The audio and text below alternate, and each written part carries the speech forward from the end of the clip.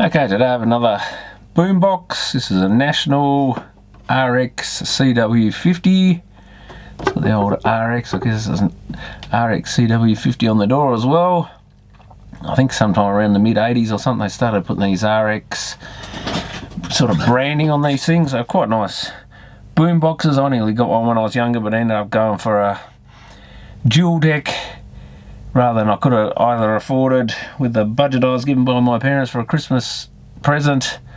Either a single deck RX National, I was thinking of getting a little red one, or a dual deck Sanyo, so I ended up going for the Sanyo just because it was really handy. In those days, of course, computer games and stuff came on cassettes, so having dubbing function was really handy if you wanted games for your 64 as well as for dubbing tapes and stuff. So that got plenty of use, that one. Not a very nice looking unit like these. These were much nicer looking and a few more features like little graphic equalizers and stuff which didn't really do a lot of use, and often they had LED level meters and stuff. This one doesn't. And just, yeah, nicer buttons, nicer looking detachable speakers on this one. This is supposed to be a working one. It is missing a piece. One of these sort of fake button things there that just make the buttons go through continuously has been broken off, and a bit of a mark on the door, so this thing's taken a hit on something and it's a bit dusty and dirty. Assume it's so it doesn't even have the standard power connector. We might get a figure 8 to fit in there. Some of these are close enough, but they don't always do the battery switch properly. I think that's gonna fit. So this is a 50F. So I'm not sure what the F is. That might be something to do with the colour or something. Now, how do we turn it on? Oh, there we go. Power off, radio line. So it doesn't look like that connector's connected.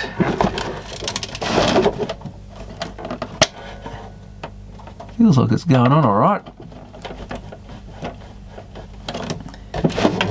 Oh. No, it is on. Power is on. Yeah, I've got the bench switched on, but we're not getting anything out of it. So I don't know if that's because that switch hasn't pressed. I think that should have pressed the switch, to be honest. Unfortunately, these square power cords and stuff are a bit hard to get these days. Plus that pushes in, so that I can hear it now. Yeah. Suddenly it decides to work. What on earth's going on there? Maybe it's because I pressed that switch. Maybe the contacts are a bit iffy in it or something, but it's now we've lost it again. So we do have it, yeah, it's coming and going. Do have a dicky connection there.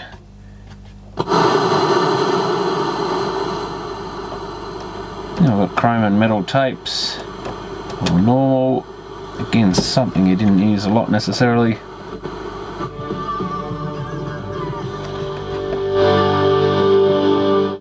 R.I.P. Tina Turner.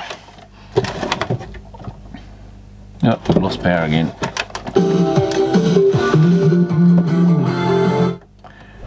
Someone must be doing a bit of a special honour.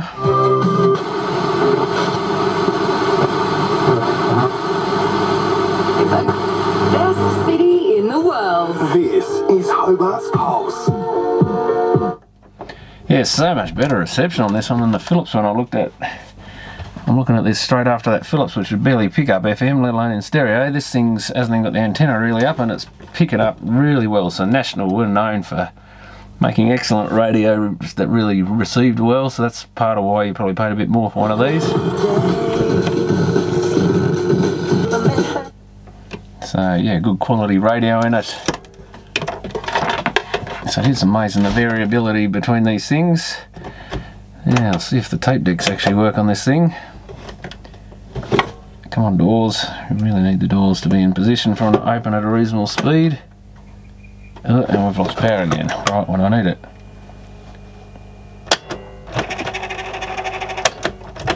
A little noisy, but that's not surprising. I think these are not logic controlled decks, but they look like you press the button and it doesn't actually lift. Come back power. If you watch the deck,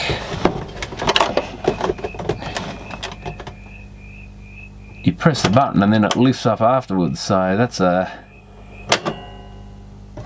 such tough.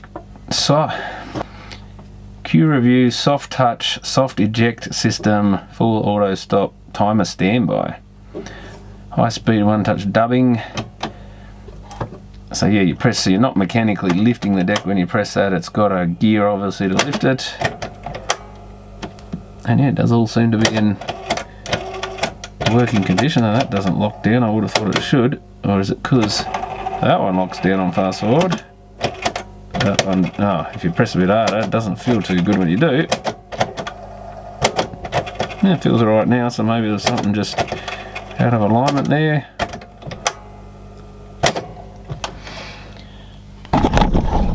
Oh, let's try it out and see what it sounds like, I guess. Yeah, something's not going in right. Is it because I'm on an angle?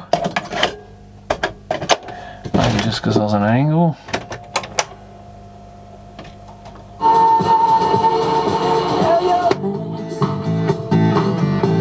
Will this night be through? God, I hate that song.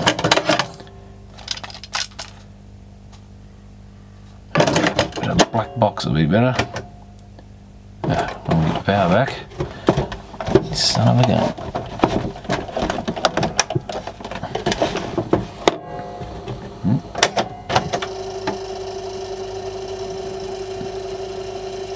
Interesting, it's rewinding, but the power back light's off, but I think that's just because it only comes on in play.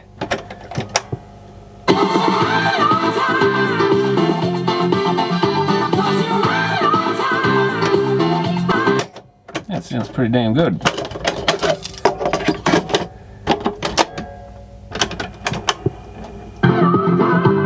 That one, not so much.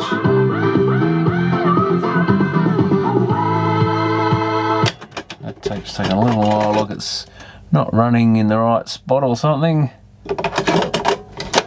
Slowly getting the high frequencies up.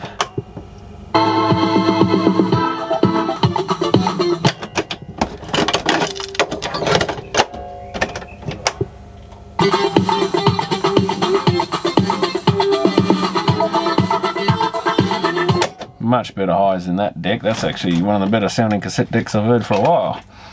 It's just in a boombox, so I'd say this deck's had a lot more use. The head isn't, it's got a little bit of stuff on it, but not particularly dirty. I'd say we've got an azimuth issue, or the tape's not sitting quite in the right spot or something. Head seems to rise up fine.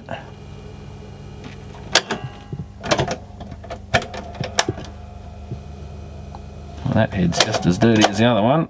It's mainly just a little bit of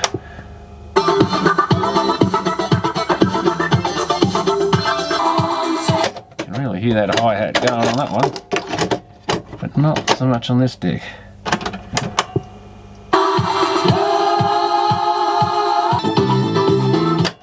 Yeah, it sounds like a lot of tape decks, not particularly great. I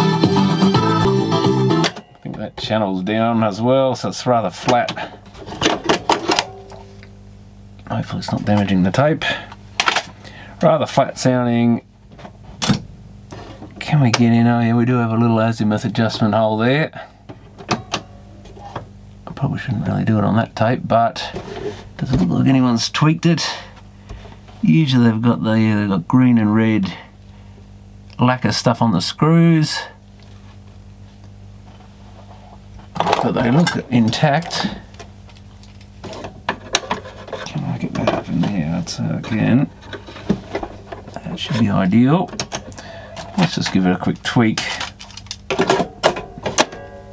Just playing a normal tape, which of course decides to run out right at that moment.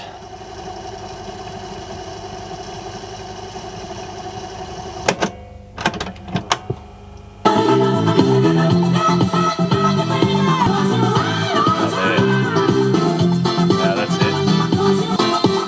Much better. Just slow it out.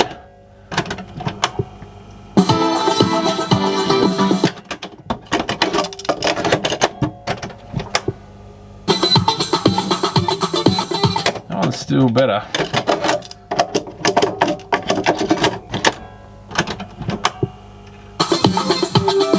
maybe not that. I think they're about the same. No, that sounds pretty spot on now, I think. Really, you probably should put a bit of lacquer back on there, but I don't think the screw's going to turn itself in any hurry. But interesting it's out. Maybe it got bent a bit or something. Not knowing the history of this, you wouldn't know what had happened to the head, or whether something's just mechanically moved a bit from lots of use. Could be something that silly. You know, maybe the case is warped or anything. You wouldn't know if all these things are mechanically fitted together like they used to be when they was first made. But they often seem to get out a bit. So the tolerances somewhere have changed. You know, with the door or anything, if the cassette's sitting slightly off where it originally was or something, that's all it takes to... One of the problems with the cassette is... Oops. Is that the slightest change in mechanical tolerances will put the heads out relative to the tape.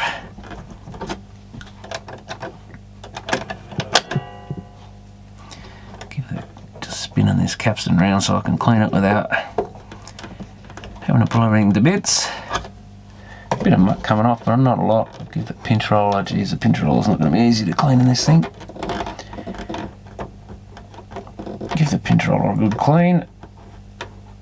At least everything seems to be in good condition. The pinch rollers, I think, will clean up almost like new. The rubber's in good nick.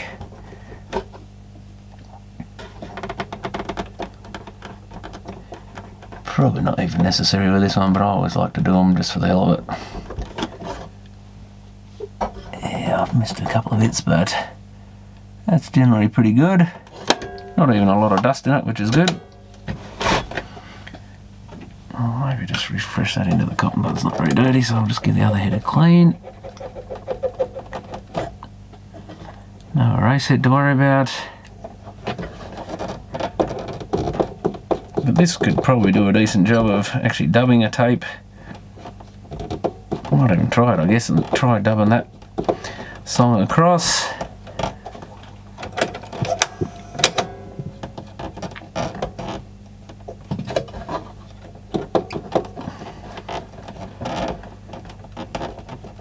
And it should be fairly good quality, I would think. Now I've got the heads on both decks aligned properly. So I'm not sure if we press play on this deck or what we do to synchronise one-touch dubbing. Oh, is it that? Oh, that button. Oh, it is actually a button. So you press this this 1-2 button, and you can see it's trying to put the record and thing down because there's no record tab there. If we press that up, oh, it's actually, it puts it in and then that button rises. I was expecting it to stay down. And you're going to individually stop them by the look of it. Oh, look at that one. That's another great feature, is where you pay a little bit extra for these things, so you can individually, still got sort of a bit of clicking in the speakers and stuff, which most of them had. They would have been nice if they put a little mute in there, but I guess it's only a boombox, can't expect too many features.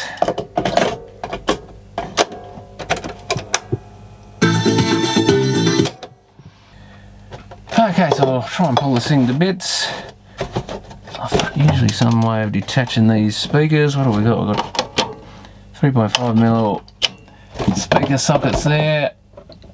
A couple of RCA plugs for line in. And normally just flick these little levers, pull them to one side, and yeah, off they come.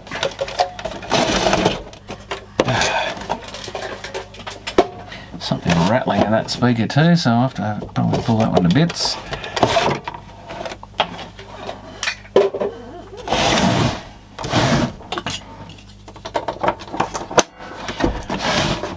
And should be some, looks like 4 screw holes on the corners, and one down in here.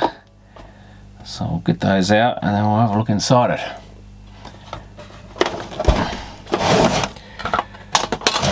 Okay, screws are loose. I think this, probably have to eject the doors.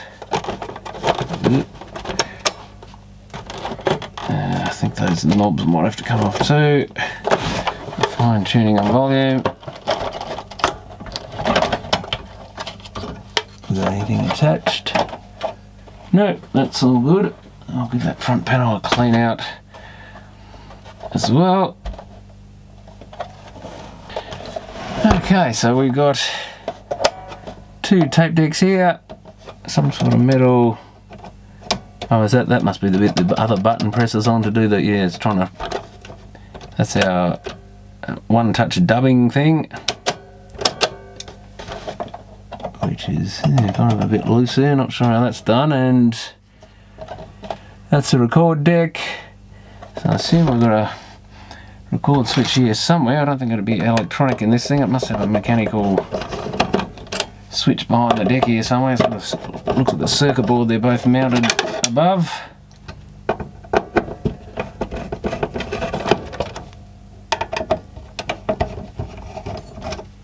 Take those 4 screws out and hopefully this circuit board's coming up with it. So I think we must have to take this lot out as one unit.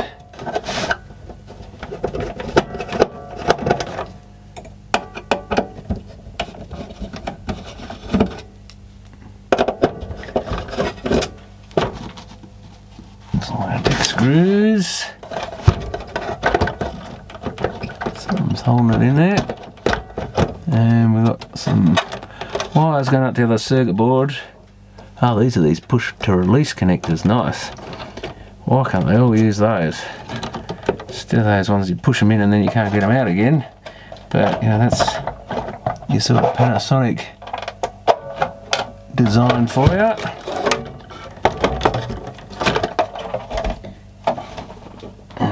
Got here, oh, that must be something to do with it.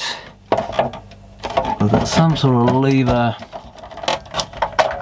I reckon that's our record playback thing. If I can get it out of there, it's sitting on a bit of a post. It doesn't. Why not? Can we pull the circuit board up? That's it. Take that out. Get this. And we've got to get these. At least everything's unpluggable on this, so that's again what you paid a little bit extra for. Not that you never ever needed to really service these things normally because they're super reliable.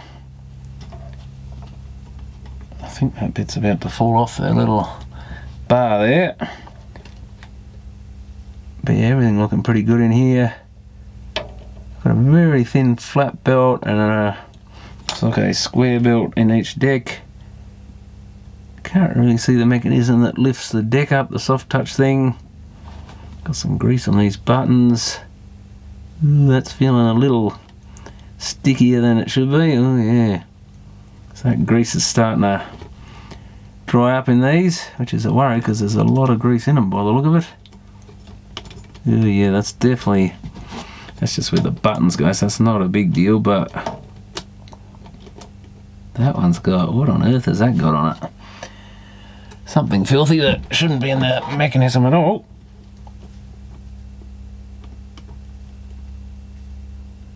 I don't know what that was, some sort of brown stuff.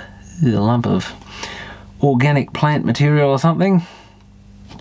But yeah, that grease is starting to go. And it looks like it goes up under the slide bars and stuff as well. And we've got a little rubber idler tire in the middle.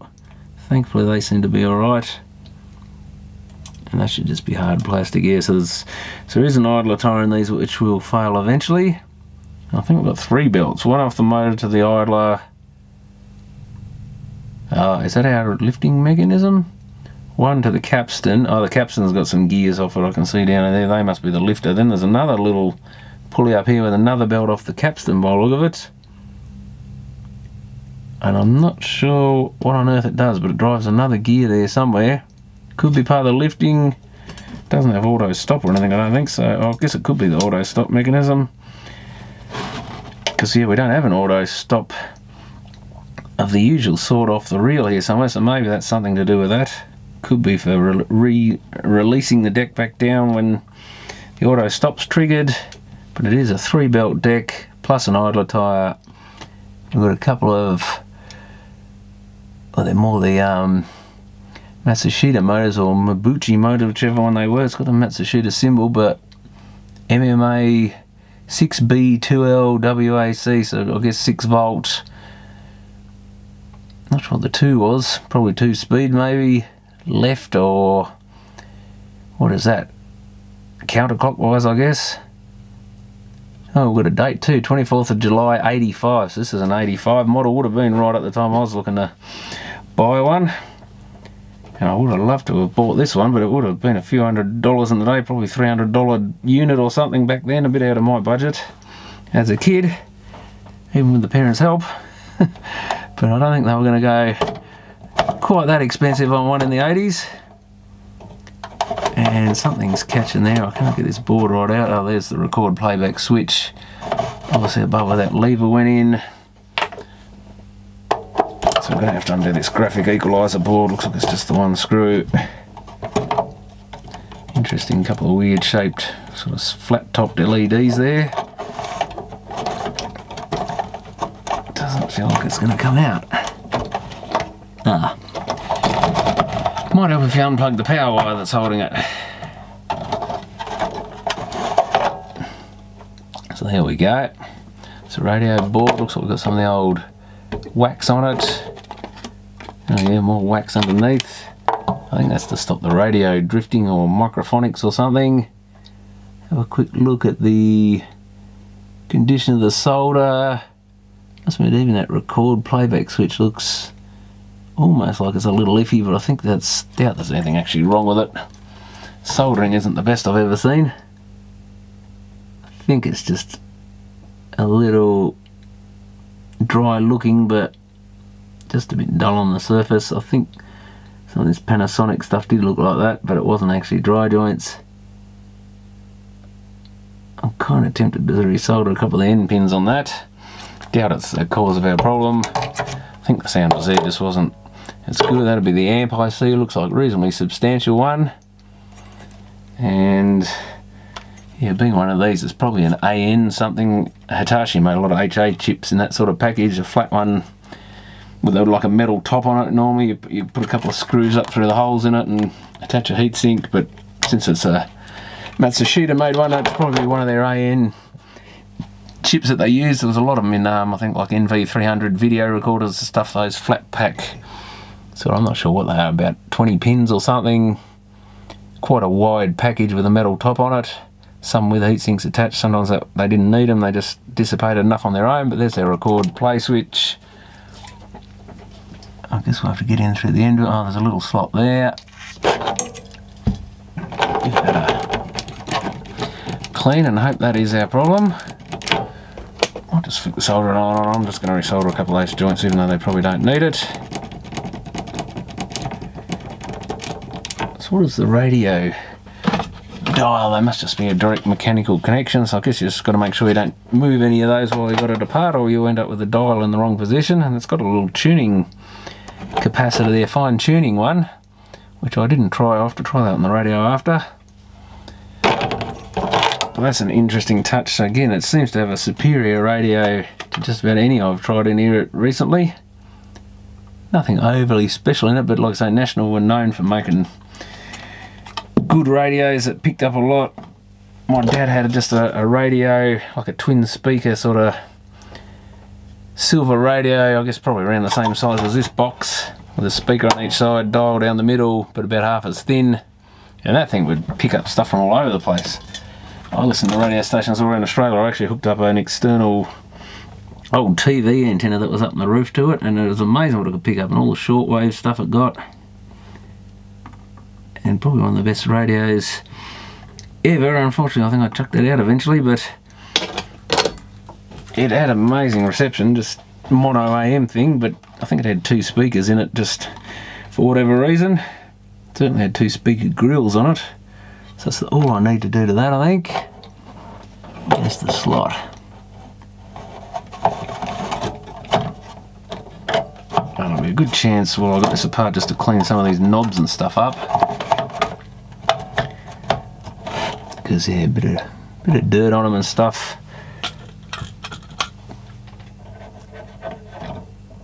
Might even skip over that bit. It'll probably take me a while to do all that, but you can get to all those things like the ends of these sockets, all these knobs on the graphic equalizer. They'll at least have a bit of dust on them on the top. But while they're sticking out, you can get right back in through the hole in the panel, so there's no chance of seeing any dirt on them, which is nice. Before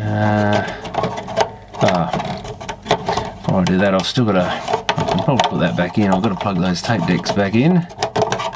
I think we got them out alright with the equaliser in place. I guess even those LEDs could probably do with a quick wipe of the dust off them when they stick through, even though you may not see it, but you might.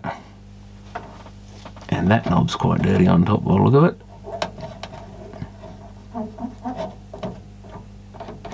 Yeah, not too bad on this one, thank God. Not filthy like a lot of them are. And yeah, I don't know if we can see the backs of those silver bits. They really want the whole thing cleaning. Anything that you can see through the front. Because it's a real pain trying to do it with everything in place. So that's basically it. Plug the power connector back in. Oh, it's got a little thing to hold it down there. Don't think I need, I guess I could, now that I've plugged that back in stupidly, I guess I could have a look at the power board in this. You probably could change the socket in this if you could find a suitable one. It looks like the standard sort of footprint to convert it over to a figure 8. It only has it because it's pretty hard to get those power cords now. And you don't even see them second hand anywhere. It's always figure 8 cords, it seems. Dime a dozen for those things. That's got a clip on the socket, I think. But with any boombox, it doesn't hurt to check the power socket for dry joints.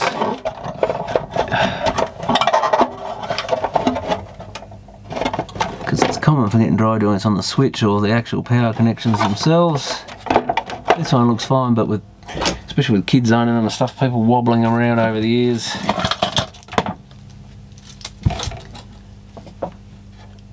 I normally like to resolder those battery pins at least, because they're the ones that seem to go first.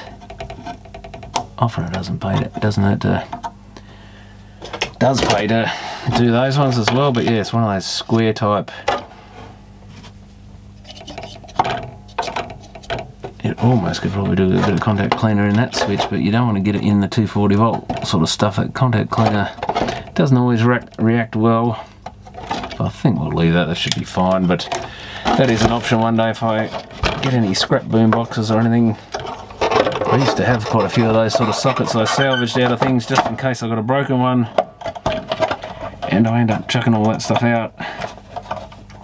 Don't think I ever used one anyway, but of course now it would be handy to upgrade them. I get a feeling I may have done it in the past, actually upgraded them to figure 8 with a socket out of another unit. Just for convenience, because yeah, if they're all standardised, makes life a lot easier. And one for the socket.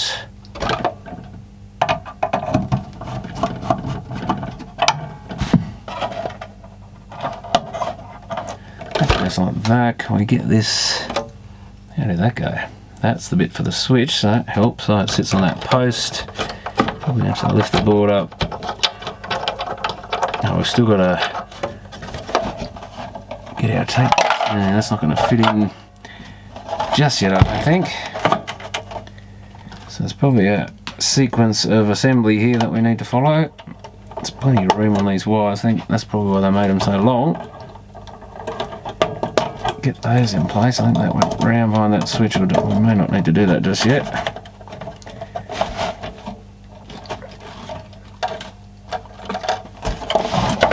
Then you've got to, is that in that board? I think it is. Get your switch lever in place. I'll have to lift the board to do that. If you come on it one-handed, it is not easy. Yeah, that's in place. That should press on that fine. Tape decks can almost go in place. I think I've got to hook those around that. Oh, now our lever's coming off.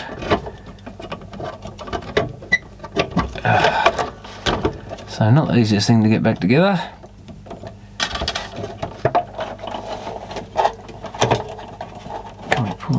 forward enough just to pop those wires. Of course, there's a capacitor right in the way. Bent right to block the gap. I think they went through a little gap in the board here. There it is. Try and get them in place so that when you slot, it doesn't have to be slotted right in anyway. And that one pressed into there somewhere, little slot. Okay, now we should be in business. Just got to get those other wires up. So, oh, our lever's coming off though. Now this lever's come off because I stupidly put my thumb on it, not realising it wasn't the deck. You've got to get both ends on, and it doesn't want to go on because there's a tape button, record button in the way that has to go through a slot in the bottom. Now it's catching the front panel. Okay, got it. Now they in place. I think, yeah, they've all dropped down on the screw holes. So we should be able to put these connectors, just make sure those little bits are sitting up still. Put those connectors back in and press the little, well, you don't have to press them, do you? Because they're pressed to release. So used to the ones we do have to press them down a bit to get them to catch. Always pulling on them to make sure they're in.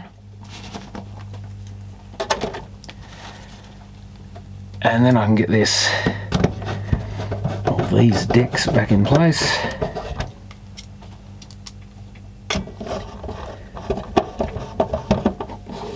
And I assume that lever plastic lever comes in under there. I guess I can check that by pressing record. Ooh, nothing happened. No, the lever doesn't move. Why? Well, that's a bad sign. Because that should pivot, I assume. I don't think that's... It should push sideways by the look of it. Yeah, because that pivots out, so why doesn't it work now? Ah, I know why, because this is a soft touch deck, so until the deck lifts up,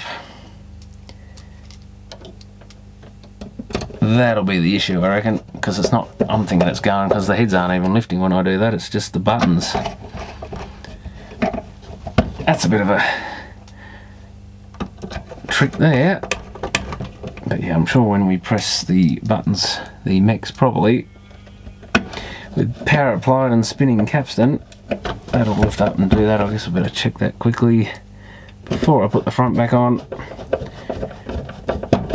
And I'll give these buttons, tape buttons, a clean up as well, and then it can go back together.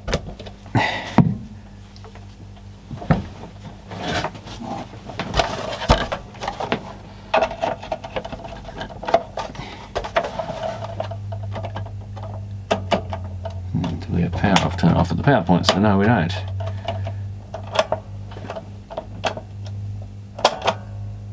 Uh-oh. What happened when I plug back in? I bet the power's gone off again. Goes off every time. Let's lift that up. Oh yeah. Don't know if we can capture that with the power going off on me, but there's a little plastic white lever there, and when the mech rises, you can see it just come out to the side of the deck, hopefully, but yeah, the camera shows it sort of coming into view like that, and then disappearing out of view. Where is it? Right near my thumb there. Yeah, that's the one. So that's working fine. So I'll give the buttons a clean up and I'll put the front back on, and I'm going to go and have some lunch, and then we'll have another look at it and finish it off. Okay, I got this thing back together. Just having a look at this fine tuning. It only seems to work on AM. His first win over his first win in 2021 was his first attempt, so yeah, won the maiden. So you can sort of, it does do something, but I mean it's not a lot different to what you can do with the main radio tuning dial or knob. Just check these decks still at least work and don't chew tapes. I guess we can try this out again.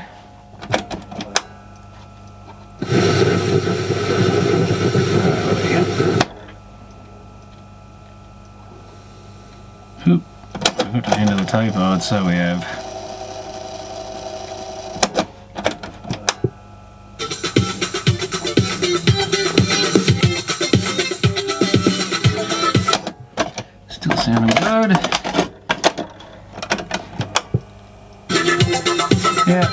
sounding good. Nice and high. So I guess the test is, if I can find where I put the tape, is does it record? It's gone inside the case of the other one.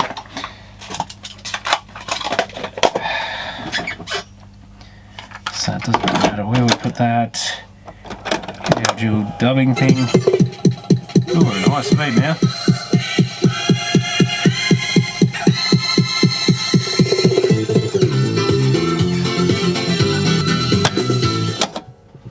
Don't know what happens when you change it midway, but I don't think it does it much good. I think you get a bit of wow or something on the sound, but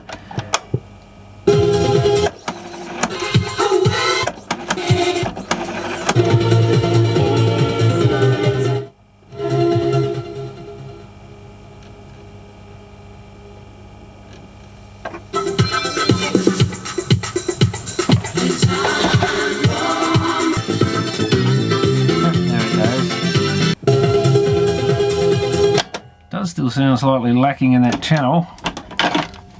I don't think it'd be this old tape or anything, but not sounding quite as high in volume.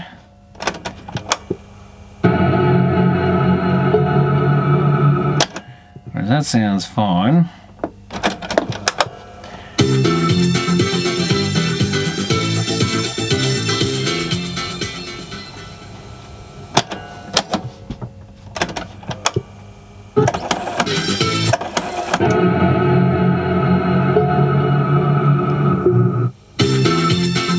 That's fine on that tape. Of course it had to run out right at that time. But no, that does sound alright on that, so maybe it's something to do with this tape. Shouldn't be, but it could be that it just doesn't sit in there quite as well. Ironic, it's a Panasonic tape, so you think that'll work better in a national Panasonic unit. It's not the loudest, you've got to turn the volume up a fair bit just to get normal sort of listening levels.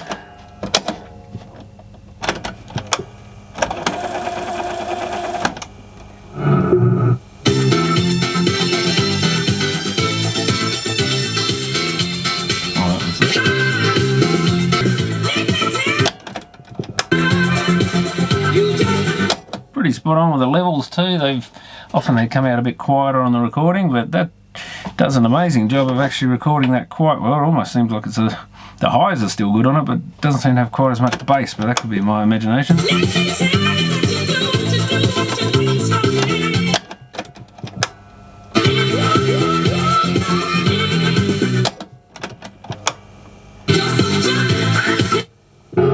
Does sound slightly different, I think, but it's very damn close. So it does a very good job of dubbing as well. So yeah, quite a good little unit. And yeah, it's handy having that Q review kind of format where you can listen for the blanks between tracks.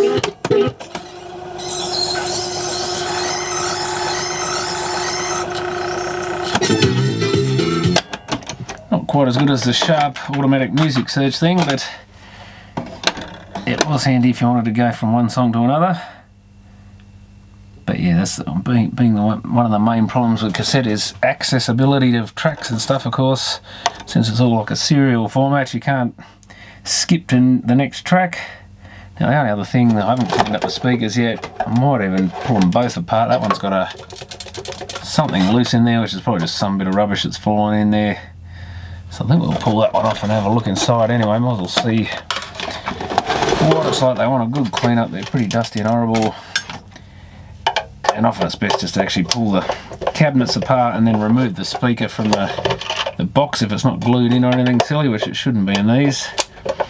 They're 2.7 ohms impedance and peak input 22 watts. So peak, I doubt this thing would even be doing 5 watts a channel. It's probably more like 2 or 3 watts a channel by the sound of it, which is pretty good for a boombox. But it's not as loud as I thought it might be with that size of amp chip in it. What is that? A blob of solder or something, of all things? Or a little... it's a little bead or something. Or is it a blob of solder? I'm not sure what that is, but a little silver thing in there was rattling around. You never know, it might have been there since it was made in the factory. It could have fallen off one of these speaker terminals or something. God, look at the cobwebs in it. Some little spiders had a nice little home in there. I doubt they caught much though. Absolutely dusty as. And it does have a tiny little piezo tweeter. It doesn't actually have a wattage rating on the speaker, not surprising. But yeah, I doubt that piezo is doing much, although listening to it, it must be putting out a little bit because it's got some good highs in this thing. Oh, that could just be these mid-range speakers, wide-range speakers are doing the job. They are kind of mid-range as well. They certainly don't do a lot of bass, these type of things. But yeah, there's quite a bit of dust in there. Even the dust cap could do with a quick clean. You tend to get a bit of dust piling up in the bottom of them. There's a bit of fur in there. But you've got to be a bit careful doing these dust caps because you don't want to dent them and ruin the things. But if you're very gentle, you can just sort of get the worst of the dust off them. Speaker cone will be a bit off colour until it dries again. But yeah, there's a mountain of dust. That's what you normally get, a ring of dust around the bottom of the speaker. There's some sort of plant matter in there by the look of it. Looks like a silver birch seed or something. Because we've got plenty of them here, but I don't think it could have possibly collected it here. I only got this the other day and it's been indoors all the time. So someone else must have had a few silver birches or something similar.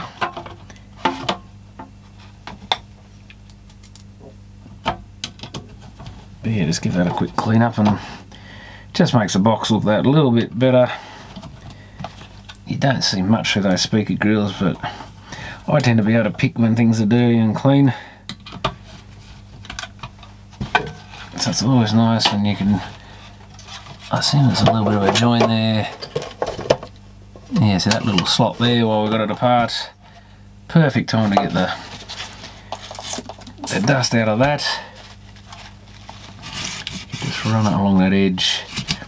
There's probably a bit more than dust on there, to be honest, but whatever that muck is, they always look better with that gone.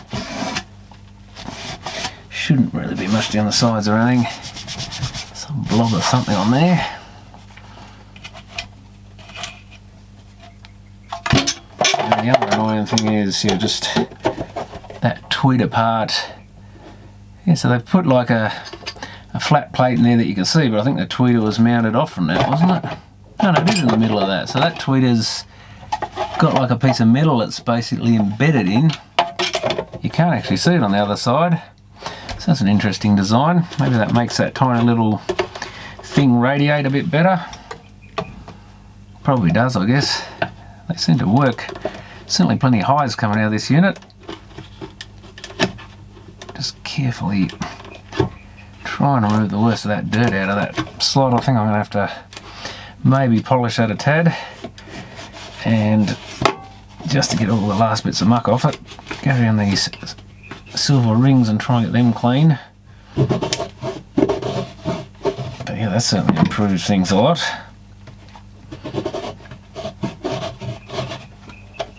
Yeah, it looks a lot nicer because these were a really nice looking box when they were brand new in the store. Most of their RX series, I think, had these sort of chrome bits and stuff, and they really look the part. Just a really nice chrome finish. It even looks better chrome than what you see in most of these boxes. It just seems to shine better. So maybe they did a double layer or something, or polished it more. I don't know what they did, but they certainly had the technique right.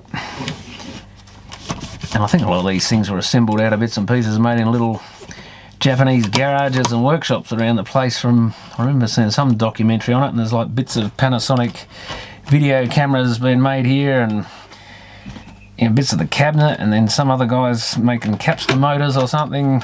So it's not like, one big central factory operation like you'd expect it is, and they've got the machines for moulding plastic and making circuit boards and whatever. But it looks like a lot of it was sort of smaller businesses getting contracts to provide certain bits and pieces, and then I guess it all got assembled in the one factory afterwards, which was a bit of an eye-opener. I didn't realise they did it that way, but maybe it makes more sense. I'm sure in the early days they probably made everything themselves, but maybe it made more sense to outsource it later on. I mean, they put out so many different things in the 80s that you would have been retooling your factory all the time.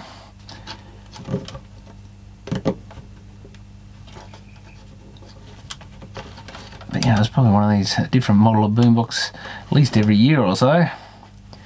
And you have multiple like different categories, so you come up with a new range of models for the cheaper smaller ones and the bigger ones and Walkmans and whatever. So there's quite a few things they pumped out. They certainly, you couldn't get bored of the models because they kept changing them and adding new ones all the time.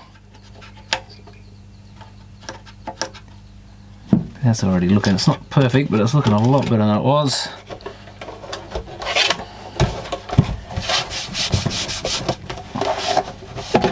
Oops, I forgot I haven't put the screws back in that. And yeah, the back could do with a bit of a clean up too. There's one screw still on that one.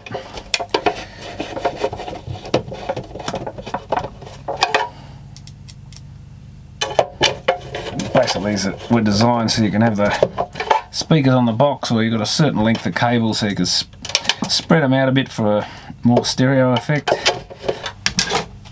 I'll just clean this bit out and then we can wind the wire back around its little thing there.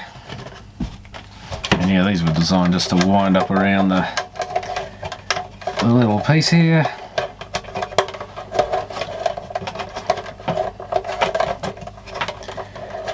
Probably need something like that, then you can clip it in there.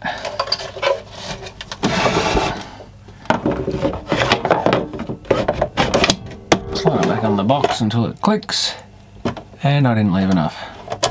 Forgot they were right over there, so I need about that amount, or maybe can I get it from there? Get in there. That's about the perfect amount. And I haven't cleaned out the best, I'll probably just put more fingerprints on it. Oh, that looks so much better with that tweed a bit cleaned out, but yeah, it does need a bit of a polish, I think.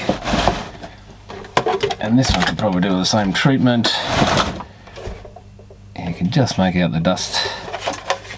So I'll give that one a clean and we'll give it a final test. Okay, well I've got it all cleaned up as good as it's ever going to get, I think. Might be a couple of little bits, there's probably a few fingerprints I'll put back on. Maybe you could polish these bits up a little bit better, including on the plastic doors. I might actually give them a go. And yeah, I've got a few fingerprints back on there, I think. You're always going to have something on it, but it came up pretty good. Speakers are looking a lot better. I can see a couple of bits I haven't got quite perfect. But like I say, you'll never get it perfect, and when you do, you'll put fingerprints or whatever on it. So I guess it's time for a final test. What are we on? Again, the power doesn't want to work.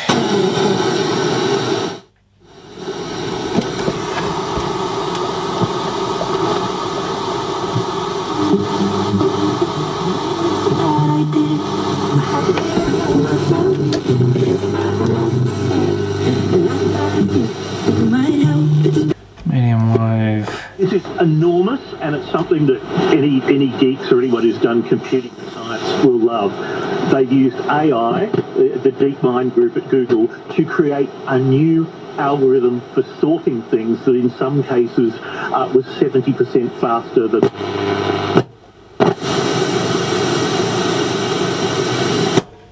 Haven't tried the line input, but I won't worry about that for now. I guess we could see what a CD sounds like on it, would be interesting. Give a real idea of how hi-fi or lo-fi it is.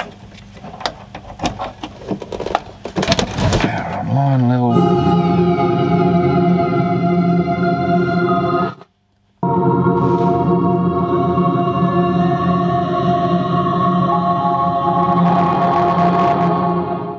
Comes out a lot louder on that.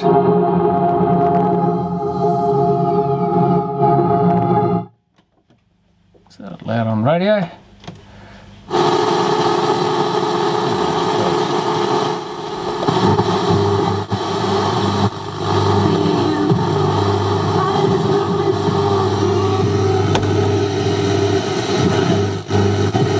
That CD player causing, that's causing all the interference now.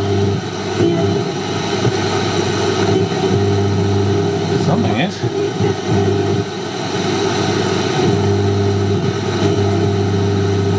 Can you pick it up now? Or is it the auxiliary leads? Oh yeah, that had something to do with it. Yeah, it's picky as.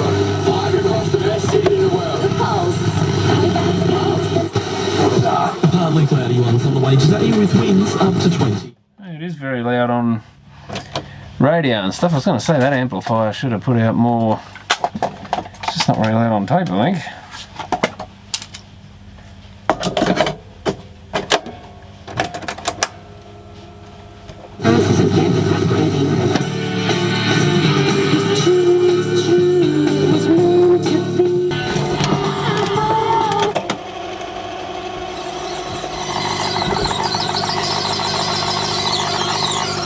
Let's just change to another song.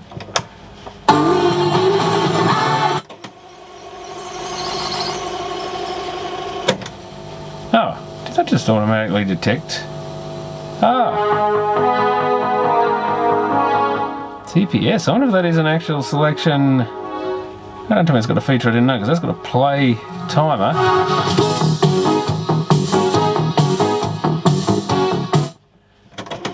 That's about appropriate music for this age of this unit.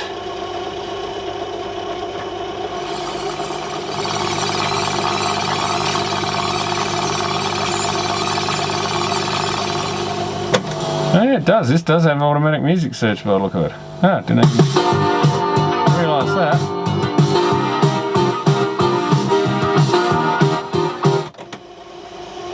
Oh, it's a great feature to have. So it definitely would have been, even though it's not that much of a top of the line boombox as far as features, it's actually got some really useful features in it.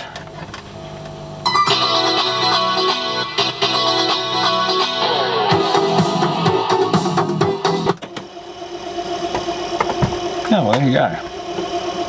Doesn't even mention it anywhere, I think, other than soft touch, eject, full auto, stop, timer standby. So I found that by pure accident.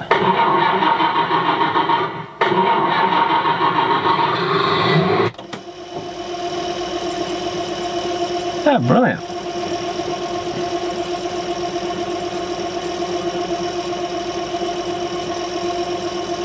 Well, that's an extra feature.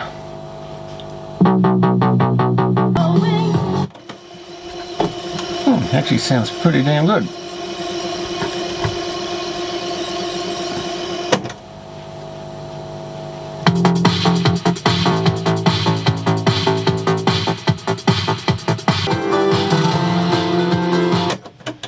Yeah, can't complain about that. Oops. Not sure if the other one's going to do it. But I'll rewind the tape and see.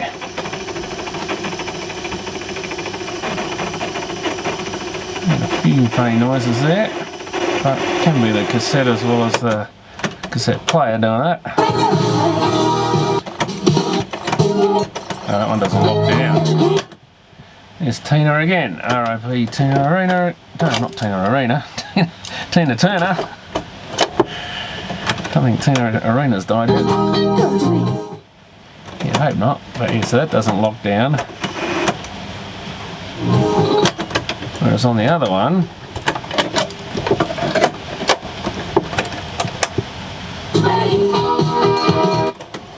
that does lock.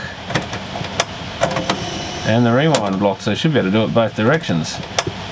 I don't understand.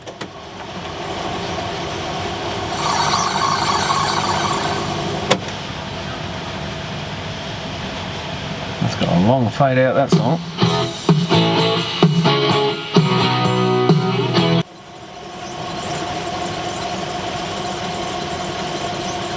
very appropriate music for this box.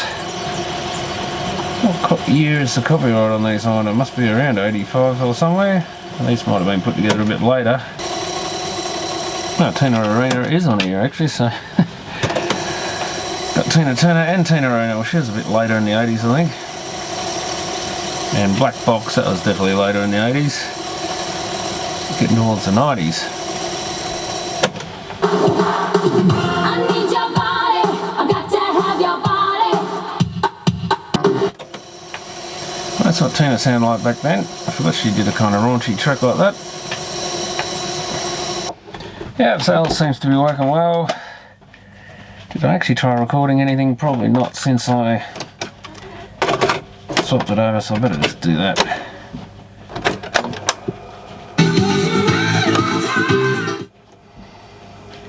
I'll record a bit of that. Just make sure it is pressing that record switch properly.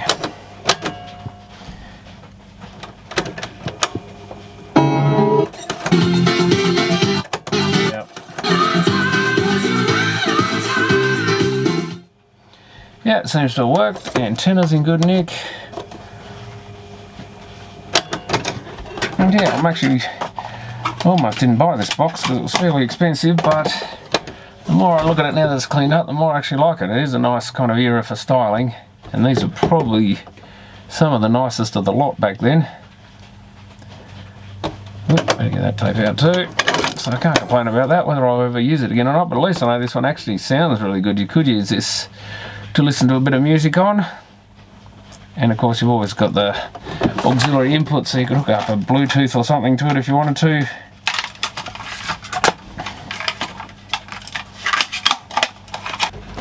But the only thing it really wants is it probably could hardwire across that switch. I think it's the switch part of it that's playing up, because the pins seem to fit rather nicely. Or maybe modify one of these so it presses on that switch a bit better. I'm guessing that's what's wrong. Well, of course, it doesn't help there's a great big hole in these right where that switch is. So maybe a bit of araldite there. Yeah, it's definitely not pressing that switch very well. Or glue a little piece of plastic, something on there. There's probably, it's a bit tight at the edges, but I was going to say could even wrap some tape around it or something. Because it's not, if you had dicky 240 volt connections, that would be a bad thing, because that's a fire hazard. But if it's just a little switch that switches between battery and transformer on the secondary side, it's just a matter of getting that switch to stay shut a bit better. So I think a little sliver of 1/2 mil to 1 mil plastic stuck to that or something would do the job,